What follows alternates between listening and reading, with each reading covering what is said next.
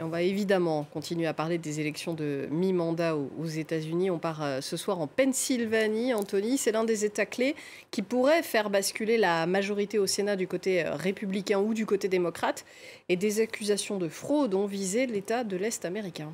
Effectivement, plusieurs internautes l'assurent. Il y a eu fraude, il y a eu tricherie. En témoigne par exemple ce commentaire d'un utilisateur de Instagram avec un nom plus qu'évocateur, Ultra MAGA, Make America Great Again, le slogan il y a quelques années maintenant de Donald Trump. Et cet internaute de nous dire rien de tel que des élections libres et équitables, que des boîtes à vote préchargées. Alors cet internaute qui, à côté de son commentaire, a publié l'entête d'un article que l'on voit ici, d'un site, pas de n'importe lequel, Gateway Pundit, qui est un site d'information de l'extrême droite américaine, connu pour ses propos mensongers, pour ses théories du complot, pour aussi valider la thèse que l'élection de 2020 a été volée à Donald Trump.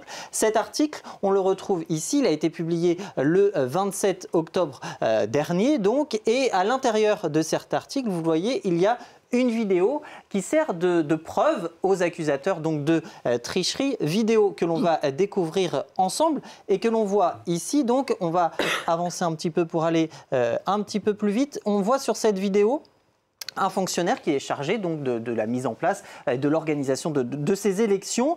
Et sur cette vidéo, vous voyez qu'il ouvre une boîte à vote pour y déposer un sac officiel pour pouvoir récolter les bulletins le jour du vote. Donc, sauf que, à sa grande surprise, il y a déjà des bulletins, une dizaine en l'occurrence, dans cette urne.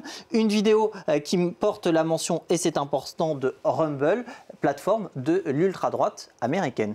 Et cette vidéo, est-ce qu'elle est authentique? Eh bien, oui, elle est tout à fait authentique, cette vidéo.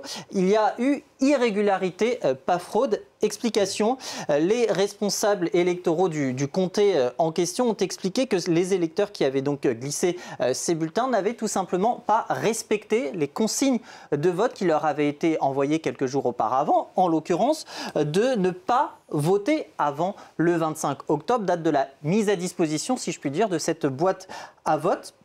À cela s'ajoute toutefois un défaut de la boîte en question qui jamais n'aurait dû permettre l'accès aux électeurs de pouvoir donc déposer leur bulletin dans l'urne à cette date du 25 octobre. Mais les responsables de préciser aussi que une fois que vous aviez glissé le bulletin dans l'urne, il était impossible de le récupérer et que le contenu ne pouvait pas donc être accessible malgré ce défaut, à moins bien sûr d'être un fonctionnaire et d'avoir la clé pour y accéder. Donc irrégularité, oui, pas fraude. Défaut qui a été évidemment corrigé par la suite. Incident toutefois qui a eu lieu dans ce comté à 3 reprises. Au total, là c'était une dizaine de votes.